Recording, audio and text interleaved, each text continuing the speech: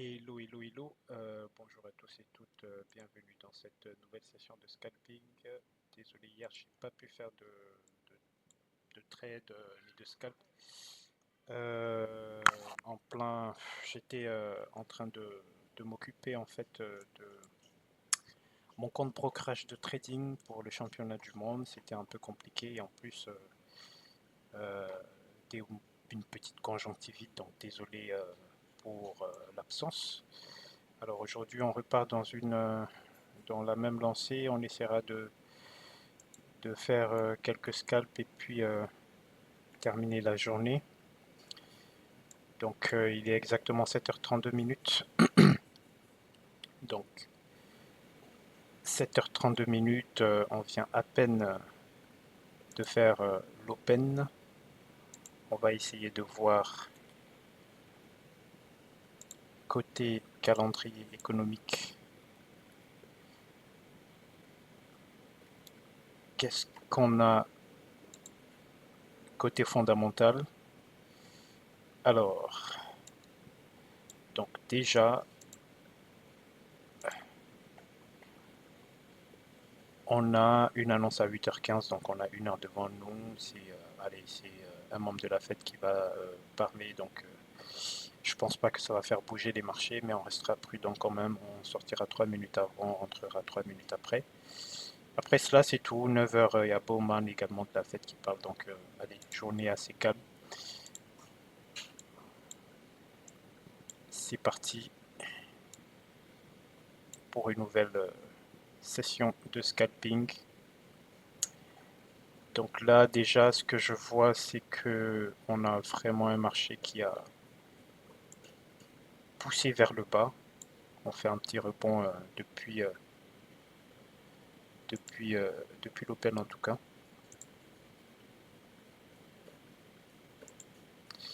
Donc,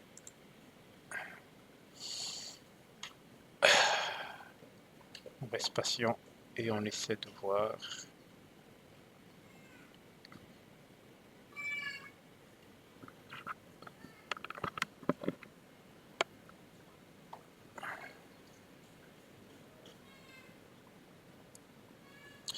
Donc, je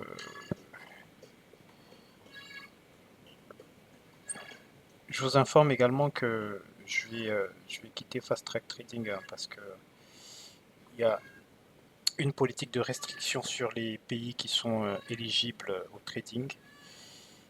Et vu que je suis dans un pays qui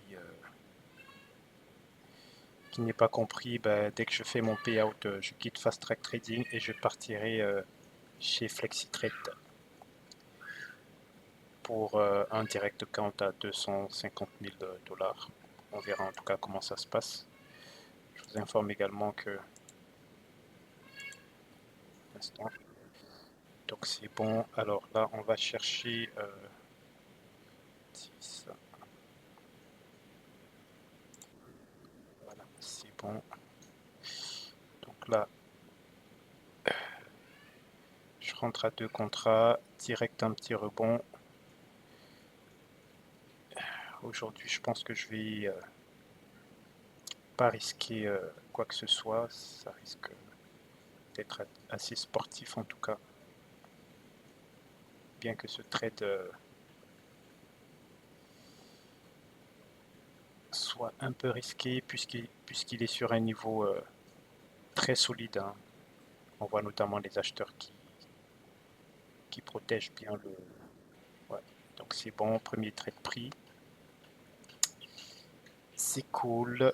Premier trade pris. C'est bon.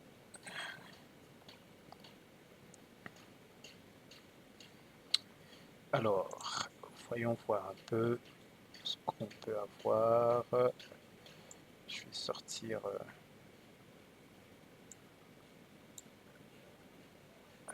Attention. Essayer de prendre un. Si on est plus bas, je pense que ça va casser. On verra.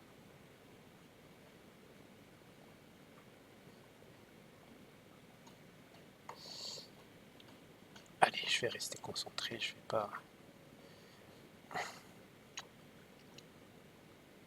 Je vais pas m'éparpiller. Donc là actuellement je suis sur le compte Fast Track Trading, hein, donc 10 autres jours avec Fast Track Trading et je tire ma révérence avec cette propre firme. Les payouts également sont extrêmement lents. Ils ont 2 semaines de retard sur les payouts. Pour ceux qui connaissent un peu comment ça fonctionne, pour moi c'est pas top et c'est pas bon signe.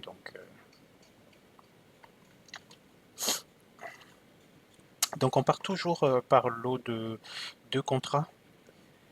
N'essayez pas ça chez vous à moins d'avoir des drawdowns assez importants, minimum 12 500 voire 15 000 de drawdown. Sinon, allez avec un contrat parce que le Nasdaq, c'est un carnet léger, il décale extrêmement vite.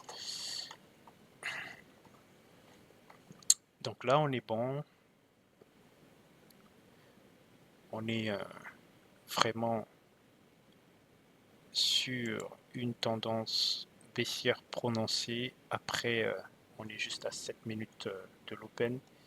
Donc ça peut très bien, la dynamique peut très bien changer du jour au lendemain. Donc, prudence.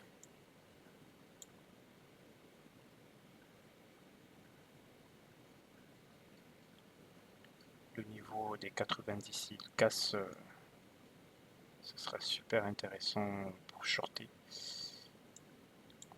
On est en dessous des 20 000. Donc, faut pas aussi s'étonner qu'on puisse faire un rebond pour aller chercher les 20 000. Pour le moment, c'est pas le cas. Donc, on a juste à patienter. Et puis, on prendra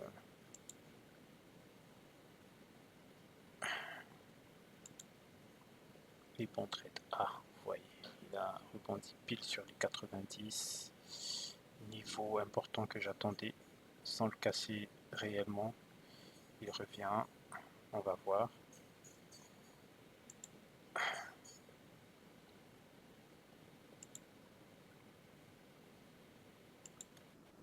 C'est bon. On prend un short. Alors, 89. Et je vais essayer de aller très rapide. Deuxième trade pris.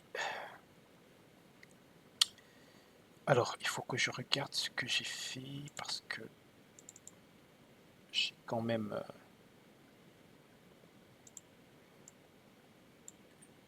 pour voir côté.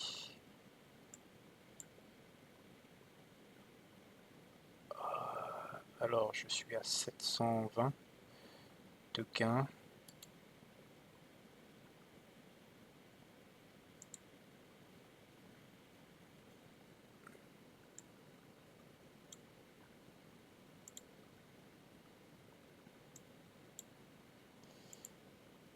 Hop, hop, hop, hop, hop.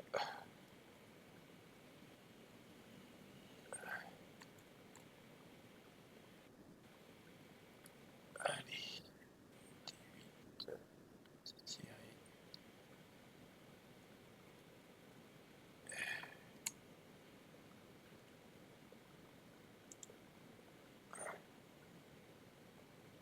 Quoi,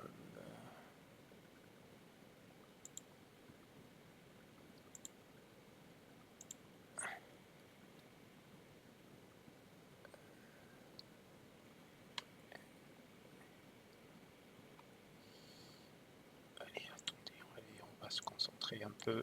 Donc, 2 trades pris.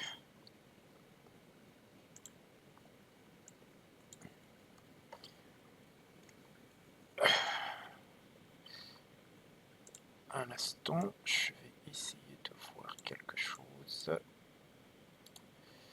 Pop, pop, pop, pop, pop. Pop. Alors,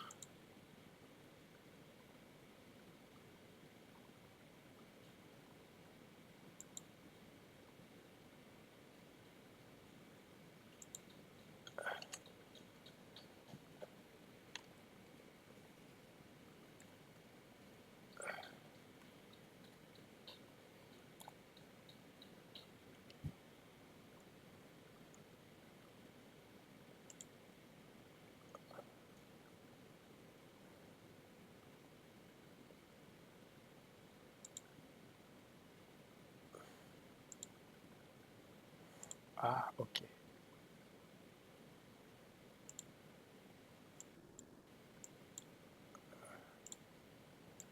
Donc, on est toujours dans une tendance baissière très prononcée. Je crois que j'ai loupé une opportunité de vente là. Oh là là. Ouais, je l'ai loupé. Je devais.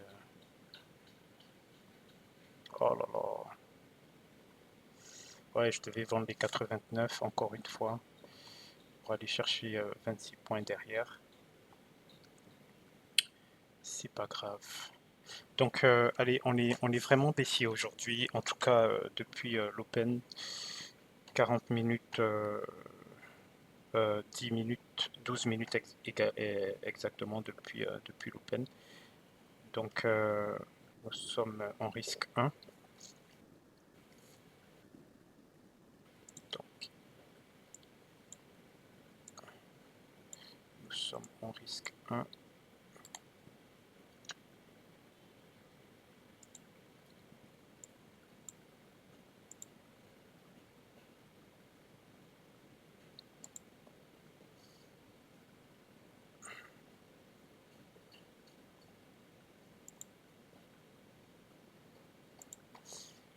Alors,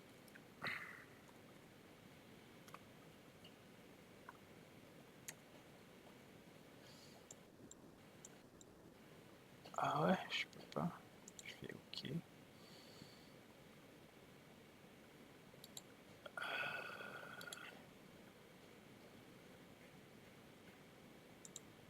OK. Donc, 720 dollars déjà de gain. C'est pas mal.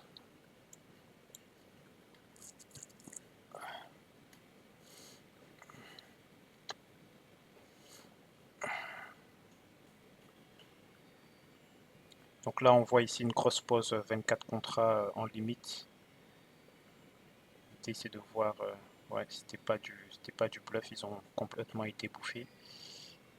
Et ça rebondit sur le champ.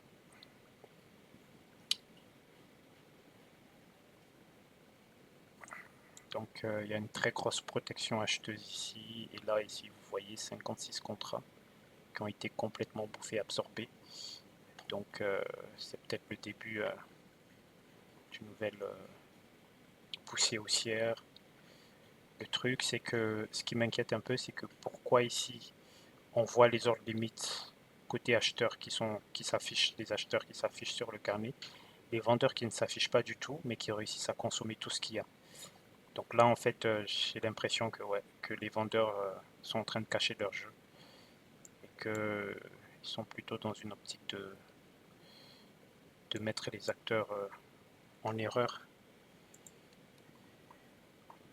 notamment ceux qui utilisent Bookmap, qui vont voir de grosses pauses acheteuses ici, mais qui n'auront pas l'opportunité de voir ce que les vendeurs sont en train de faire, quoi, parce que vous voyez un peu ici, côté vendeur, on n'a pas beaucoup d'ordre dans les limite. Par contre, les acheteurs, on voit très bien, on voit très bien qu'on a des pauses assez importantes. En général, c'est jamais bon signe, hein, mais bon, on va essayer de trader uniquement ce qu'on voit. On a déjà fait ce qu'on devait faire, en tout cas pour la journée. Et donc, il ne faudra surtout pas risquer les chiffres qu'on a déjà, notamment les 720 dollars. Alors là, je pense qu'en dessous des 35, ça peut être un excellent point de vente. En dessous des 35.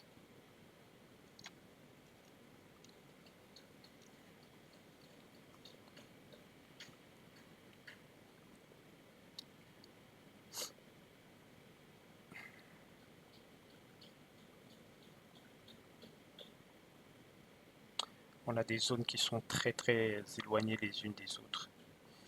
Et,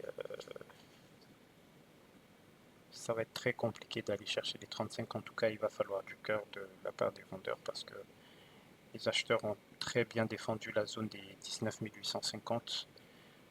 On l'a vu notamment sur le carnet. Donc peut-être ce petit rebond, c'est peut-être euh, une tentative pour les vendeurs d'aller chercher un peu de liquidité un peu vers le haut, donc un peu de respiration avant de revenir attaquer vers le bas. C'est juste des petites interprétations que je fais, mais grosso modo, ce qu'on va faire, c'est lire le tape, quoi. On n'est pas là pour deviner, pour interpréter.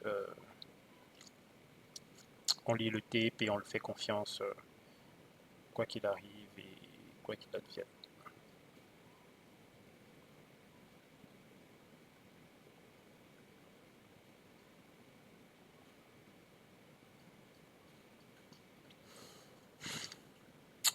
Alors, gros rebond. Ok, on sort la tête de l'eau. Je pense que ça c'est bon. Je reste toujours baissier, en tout cas. Tant qu'on est en dessous des 19 900, mon pied il reste vendeur.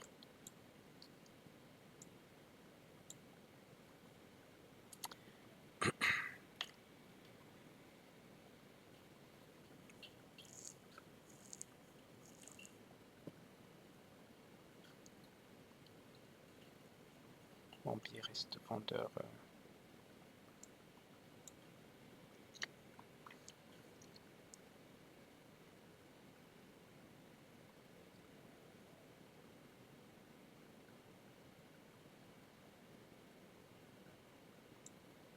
Alors, ouais, là maintenant, je pense que je passe acheteur.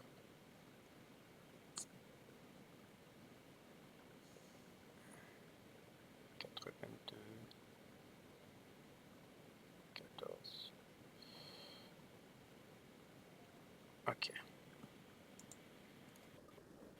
c'est bon.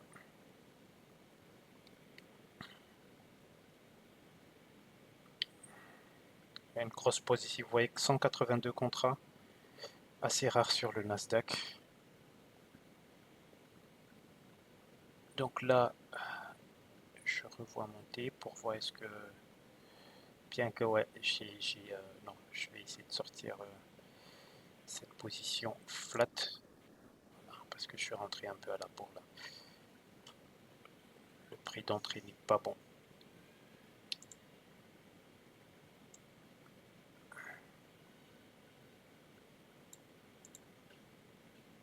Le prix d'entrée n'est pas bon.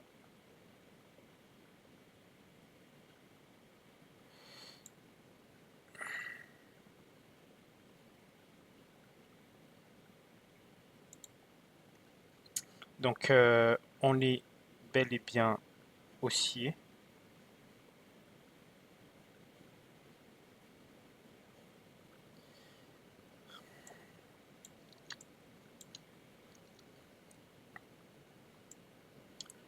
J'ai fait une erreur de.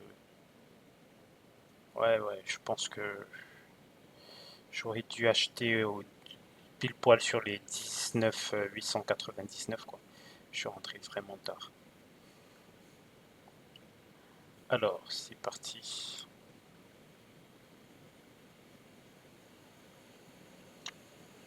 Bien qu'on soit haussier, pour le moment, c'est juste une dynamique. J'ai pas encore de signal clair haussier qui me dit voilà qu'on repart sur une tendance forte et prononcée haussière. Donc, je maintiens mes 19 830 pour le short.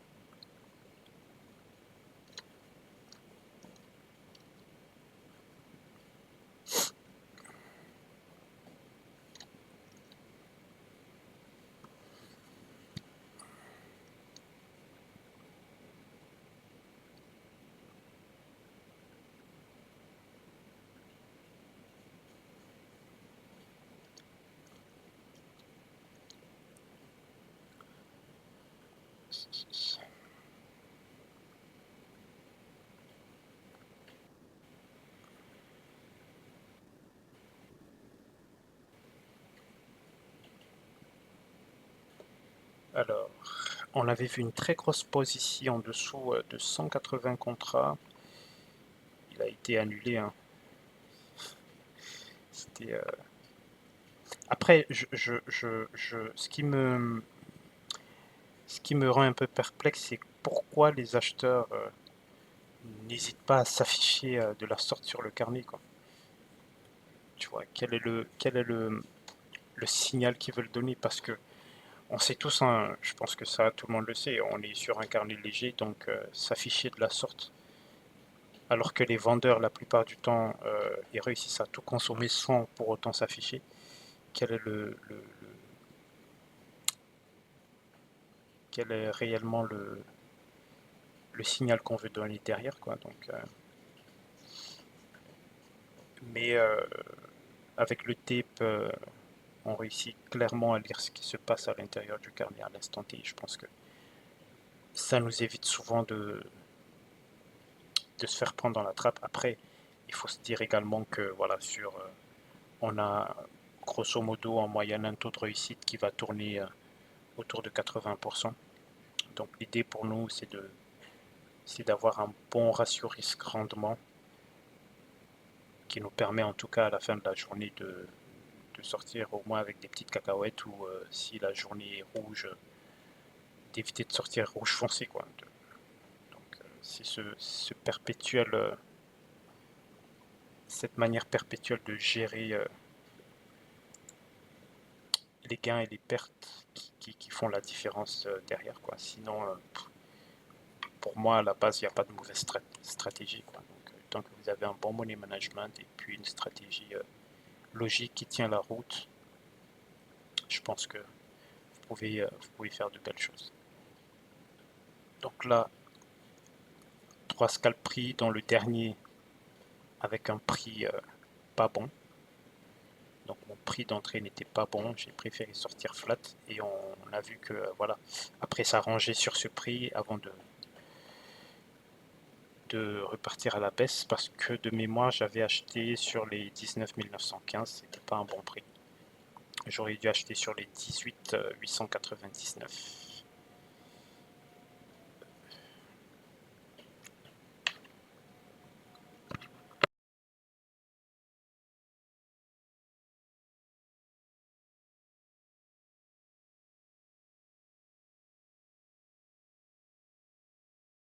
Donc là on va peut-être envisager un achat bientôt à la cassure des 19 900.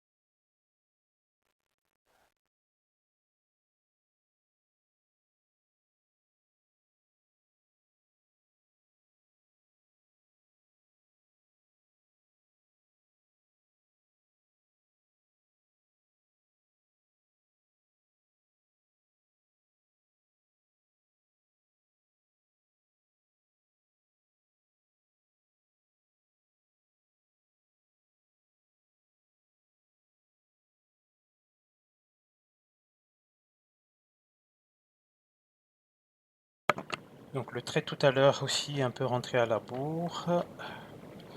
Nous sommes actuellement à 827 dollars de gain. Ah, là c'est intéressant ce qui se passe. Euh, je pense que les 23-25, ça peut être intéressant pour le travail à la hausse.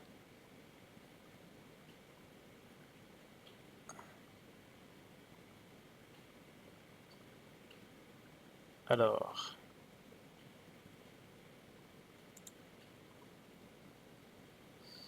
on le prend. J'attends un peu. Voilà, c'est bon. Et là, 23 et 18. Voilà, là je le laisse vraiment respirer. Voilà, je sécurise. Ok, non. Allez, 23, 25. C'est bon. Il s'en va.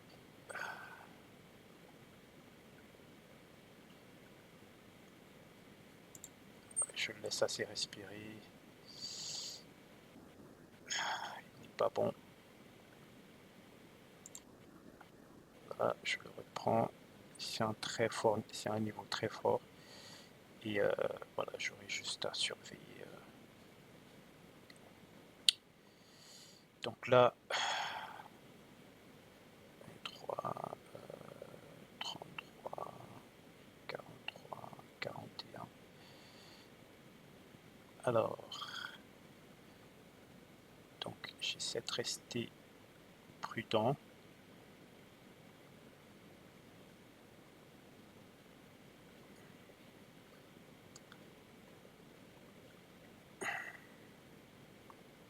Alors, donc, allez, les 23, 25, qu'est-ce qu'on a?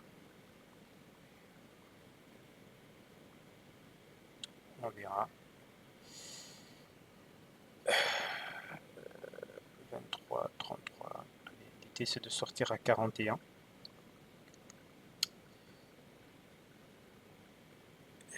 Donc là, 2 contre 1, vous voyez, ça va très vite hein, avec 2 contre 1. Donc là, on attend.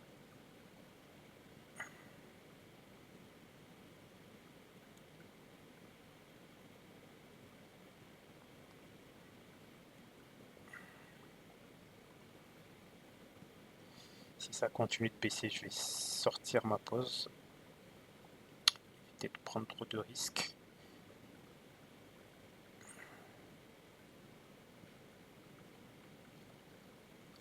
Alors,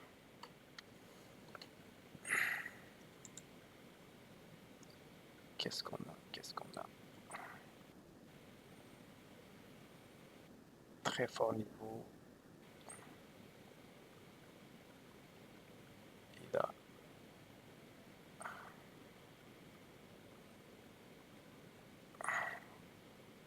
on va voir. Allez, je vais essayer de...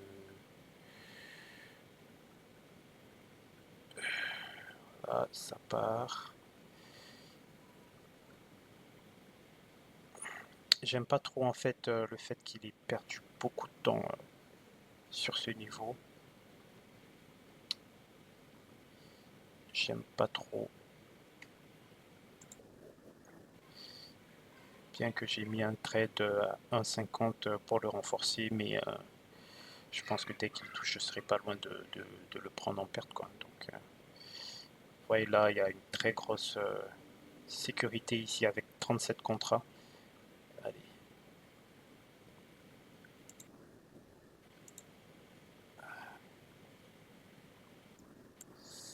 Voilà, c'est bon. Alors, bilan. Je pense, je vais voir mon bilan.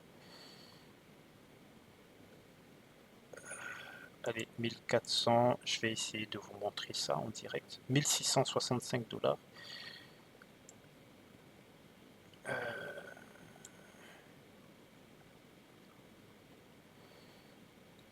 J'essaie de voir, j'arrive pas à partager l'écran. Oh là là, j'arrive pas. Bon bah écoutez, il est encore bon. Hein. Allez, j'arrive pas à partager l'écran de mes gars. Allez, je vais vous mettre ça sur Telegram.